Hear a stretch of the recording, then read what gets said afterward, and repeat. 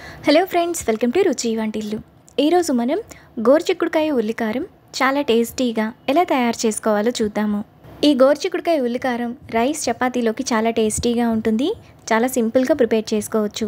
So late చేయకుండా వీడియోలోకి వెళ్ళిపోదాం.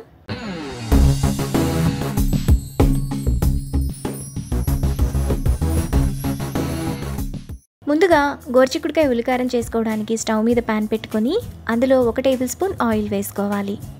ఆయిల్ వేడైన తర్వాత 1 టేబుల్ స్పూన్ పచ్చిశనగపప్పు, 7-8 ఎండుమిరపకాయలు వేసుకొని మీడియం ఫ్లేమ్లో ఎండుమిరపకాయలు మాడిపోకుండా ఫ్రై చేసుకోవాలి. ఎండుమిరపకాయలు ఈ విధంగా వేగిన తర్వాత వాటిని మిక్సీ జార్లోకి తీసుకొని పక్కన పెట్టుకోవాలి. ఇప్పుడు అదే ప్యాన్లో 3 మీడియం సైజు ఉల్లిపాయలను ఇలా చిన్న చిన్న ముక్కలుగా కట్ చేసుకొని వేసుకోవాలి. ఇప్పుడు కొద్దిగా కరివేపాకు వేసుకొని ఉల్లిపాయలను 2 నిమిషాల పాటు మీడియం ఫ్లేమ్లో ఫ్రై చేసుకోవాలి.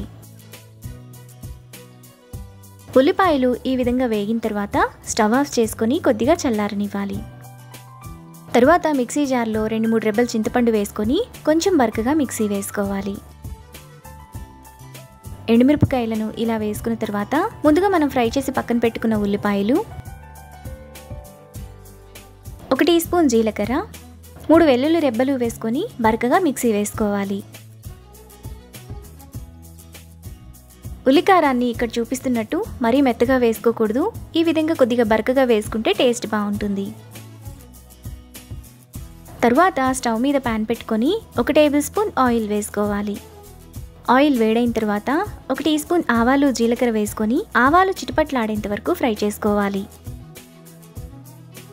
పోపు దినుసులు వేగిన తర్వాత 1/2 కిలో గోరుచిక్కుడుకాయలను కడిగి ఇలా చిన్న చిన్న ముక్కలుగా కట్ చేసుకొని వేసుకోవాలి. ఇప్పుడు టేస్ట్కి తగినంత ఉప్పు వేసుకొని ఒకసారి కలుపుకోవాలి.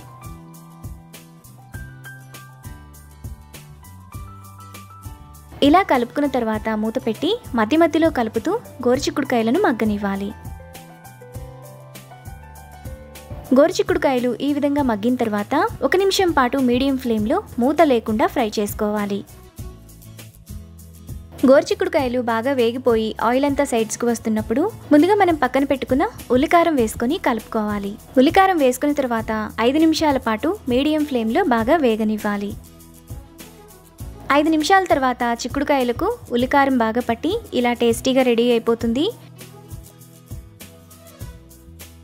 ఇప్పుడు ఈ ఫ్రైను బౌల్లోకి తీసుకొని వేడివేడిగా చపాతీతో కానీ రైస్తో కానీ సర్వ్ చేసుకుంటే ఎంతో టేస్టీగా ఉండే గోరుచిక్కుడుకాయ ఉల్లికారం రెడీ. ఈ రెసిపీని మీరు కూడా ట్రై చేసి మీకు టేస్ట్ ఎలా కుదిరిందో నాకు కామెంట్స్లో షేర్ చేయండి. ఈ వీడియో కనుక మీకు నచ్చినట్లయితే లైక్ చేసి, షేర్ చేసి, సబ్స్క్రైబ్ చేయండి.